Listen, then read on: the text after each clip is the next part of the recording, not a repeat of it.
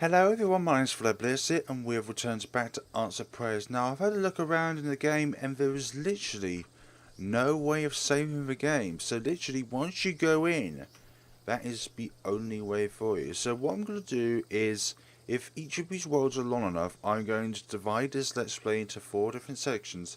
And then the 5th part will be the final video where we have all the endings and all the effects, all the events, everything like that. Because it's a massive flaw to not have a save function within the game in this particular part of the game. So I'm just going to I'm just going to look around, but I'm not going to be very happy if we need events from other worlds in order to achieve what it is necessary to get the items in this world. Ooh.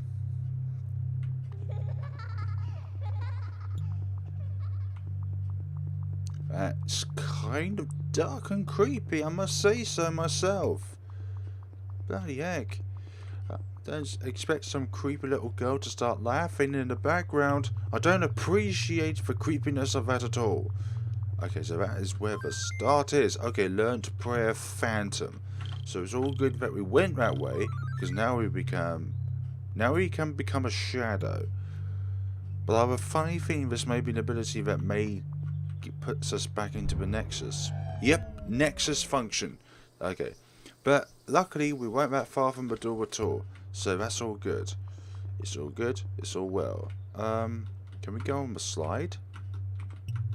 Nope, we can't go on the slide. That's fine, but we could go on the swings. Oh, just interact with the swings. That's all. Again with a creepy girl laugh.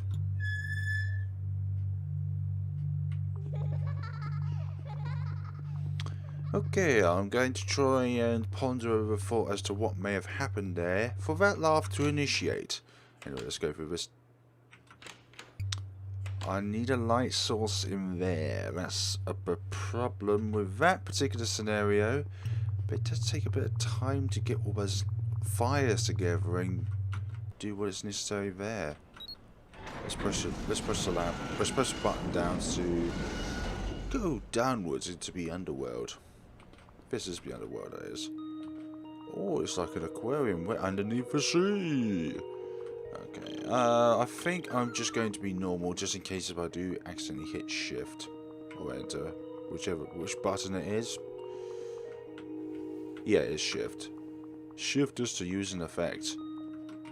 Ah, so these are like little underwater spirits, and we appear behind them. There's a jellyfish and there's a fish of some sort.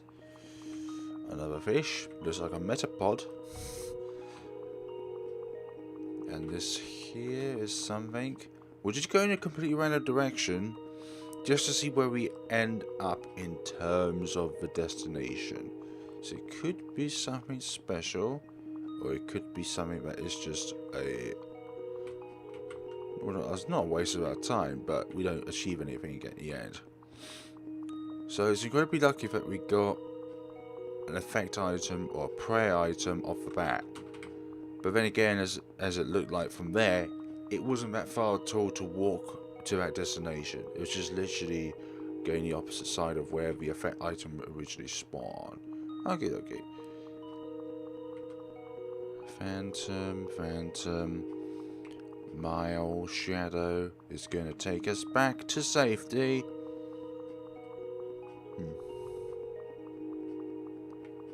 So what could an aquarium mean to the protagonist? Something there. Ah, I found a rusty key. Oh, what could this rusty key be for? A rusty old key. No. What are you saying no for? Is it because I haven't done anything? Is it because I am not by the door that it unlocks? I didn't hear about rusty key of this game, but its purpose I do not know. That's the part I did not read up on. Because I'd like it to be a surprise. More over here, and it's a bit darker than it used to be. Okay, I literally thought that was locked that way. Bubbles are an object which we can't go through. That's cool. These jellyfishes, I'm glad they're transparent because it means they're not in the way. Go around that one. And then go down here and through this door. God, these worlds are filled with bubbles. And there's something up here. Hello. Take me to another world. Okay, this is a red maze scenario, I presume, but these red particles are sure finicky to be eyes. Oh my. This is more distraughting to be eye than it probably seems, especially if it's on full screen, for goodness sakes. So most of these Yume Nikki games, they all originally load up on full screen. So it means that whenever you're trying to play the game full screen, any blurry effects like these, it's actually quite still now. Any blurry effects like these, the annoyingness becomes amplified just because you're moving and they're moving at the same time. So if we stay still, they're doing their own little animation. But when we move, it looks like they're moving and they're doing an animation at the same time. Which is kind of annoying, really, but it's nice to look at. Okay, so it seems they only move like that when we move left or right. I'm being fascinated by the motions of animation. For goodness sakes, should not do that. Should concentrate on the game in hand rather than be fascinated by animation. It's all red. It's all black. It's all greyish. But most of all, this is insanity. I've had this experience on other Yume Nikki Fangames, and none of them have been pleasant. Simply because it's a maze, and mazes are a byword for getting frustrated. Goodness sakes. Goodness sakes, indeed. It is kind of a flaw though that the game does not have a save mechanic when you enter the dream world. Okay, we've already entered there. There has to be something else here. It can't just be this. It can't just be a lot of wiggling around and then realise there are no other ways to go. There isn't any other way to go. It's just you wander around this huge red maze only to realise that A, this block is blocking your way, and B, there is actually no avenues for you to go. There's got to be one particular way which is unique there, and one which I have not yet tried out, which I've got to try to progress through the game. But trying to find out is indeed going to be very time consuming. Okay, maybe not that time consuming, but this takes a bit of exploring. And with these mazes you have to also be patient as well to not only not get frustrated by the different avenues that you go through, but also knowing where you've been and where you haven't been. Because that's going to be the deciding factor between going where you haven't gone beforehand and continuously making circles to places which you've already been.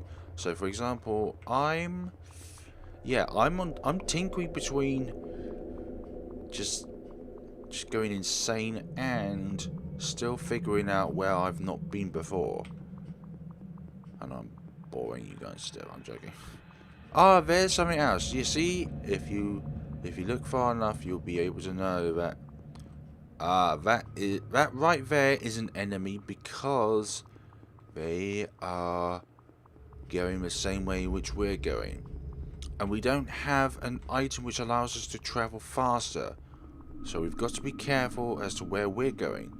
So this block up here looks like it's new to us because it's got a different layout. So let's be here. Whoa.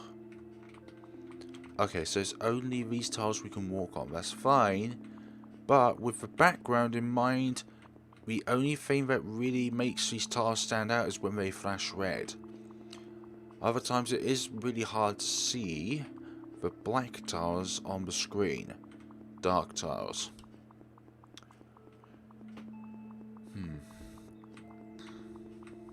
I'm always quite fascinated when people say that I'm quite biased towards particular games.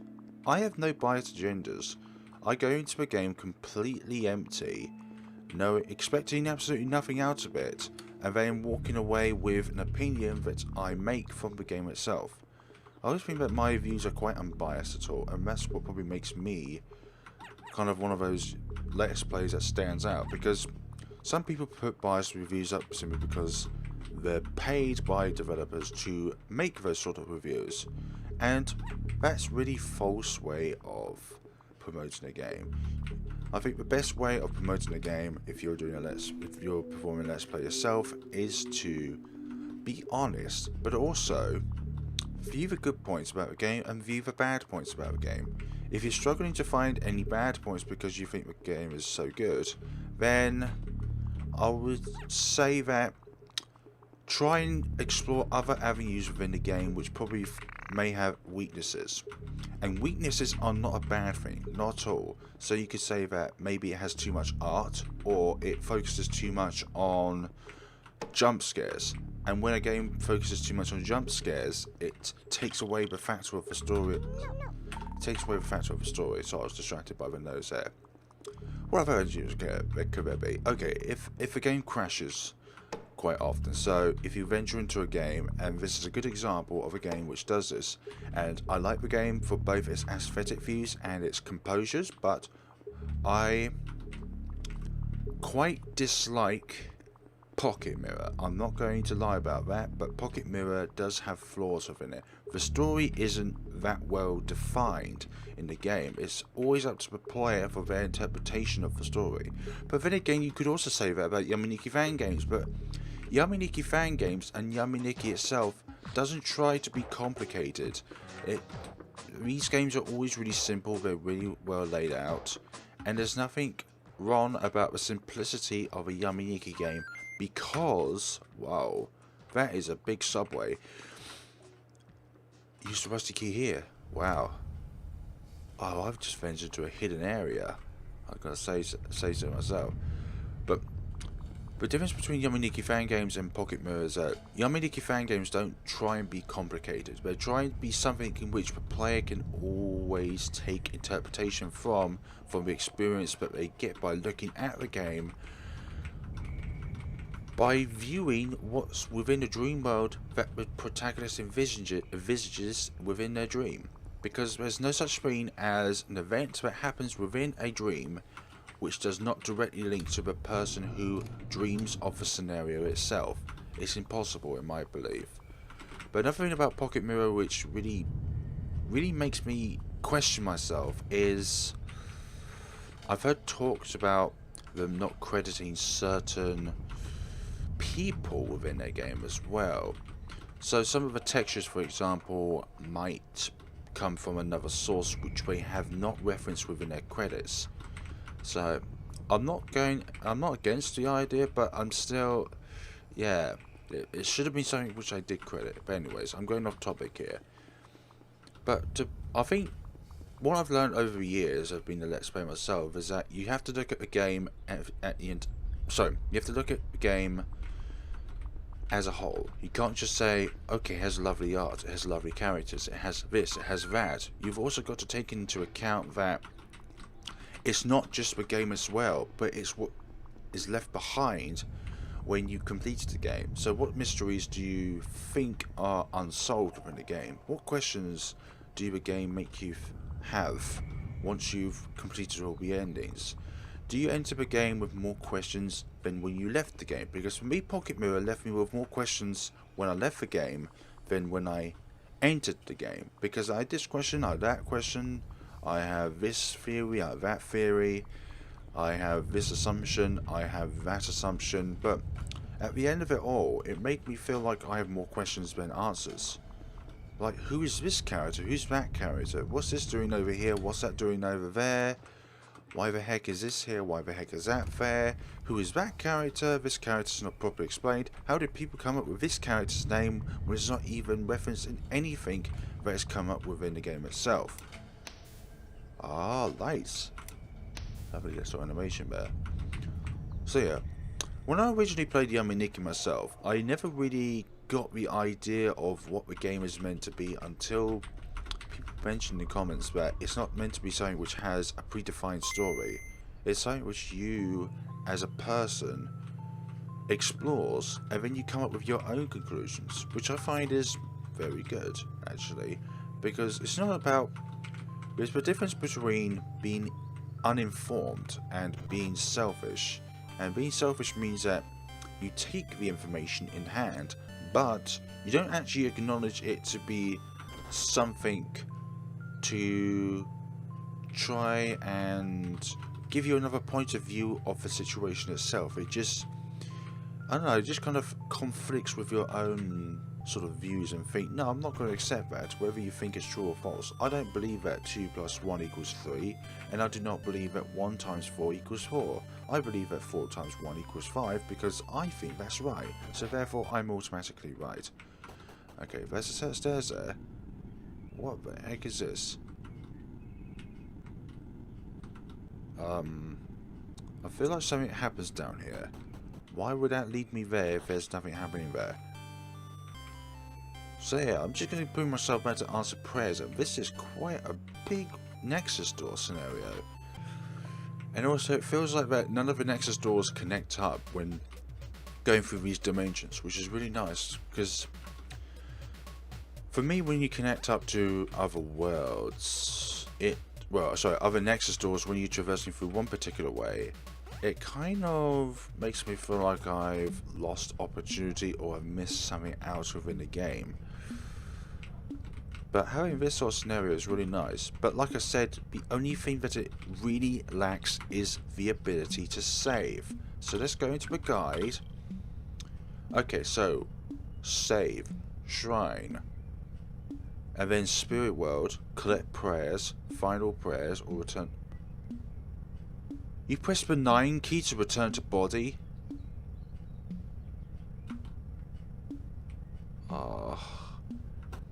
That writing is not that easy to read, you know, unless you really squint at it. And squinting is just the action of making your eyes smaller. It also reduces the amount of light that comes into your eyes as well, so it means that you won't... Hello. Do I collect something from you? I do collect something from you. Okie dokie. I actually forgot what I was about to say now because of that fast moving thing.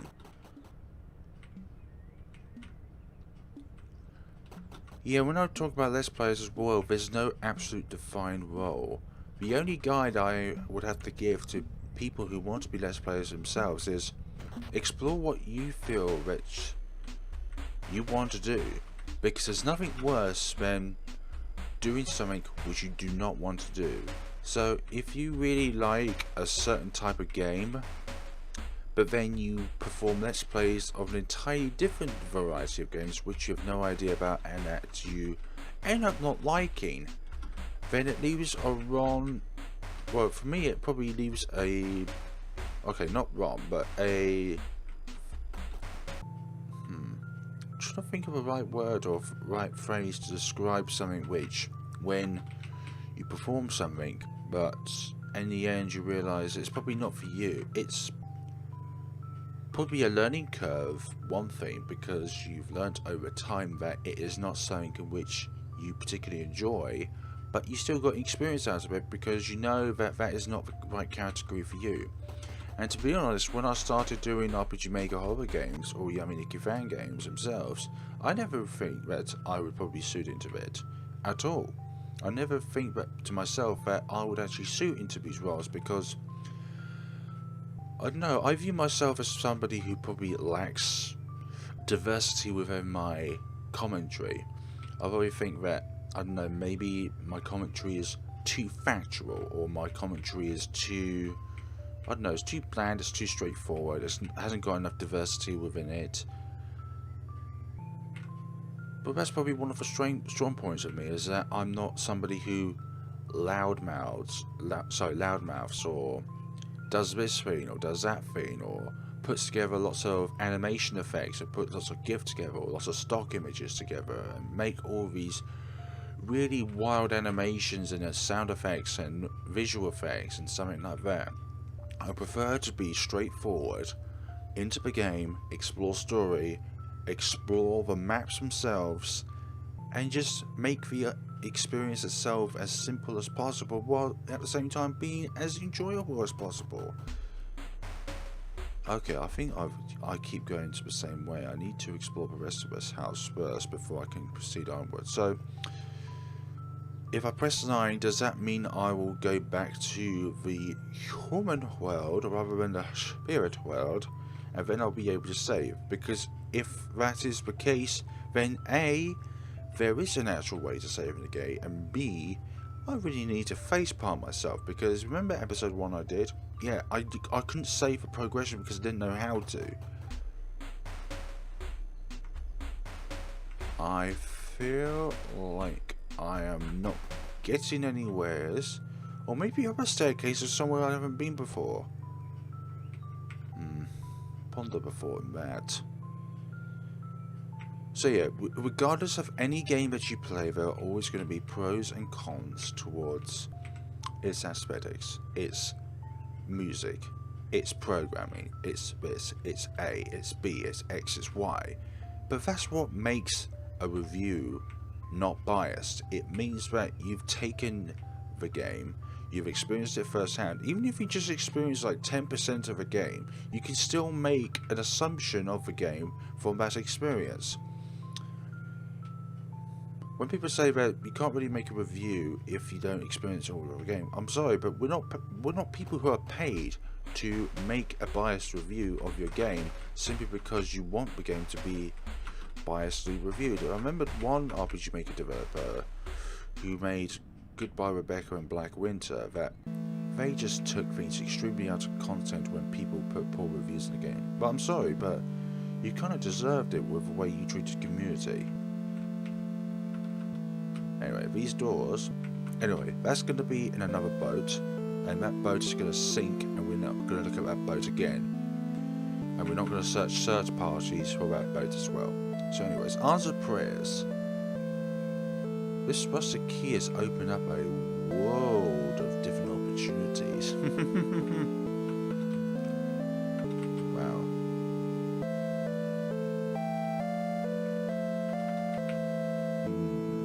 The only reason why I'm investigating these particular tiles is because of the flooring. It makes me feel like there's going to be a door there of some sorts. Okay, these footprints go somewhere. Damn it, just spat on the screen. I do not want to do that. A, that's rude, and B, I'll need to clean that up later. The footprints lead here, but there's nothing to... Oh, shovel... Oh, this is for dirty work. Oh my. I think we use that on NPCs if I'm not mistaken. Goodies. I am now quite terrified of using this thing.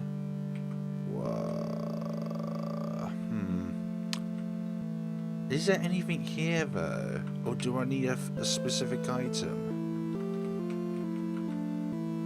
I know one other world which was completely dark, I need the lamp item for that. I'm not 100% on the name of the item itself, I've forgotten that account.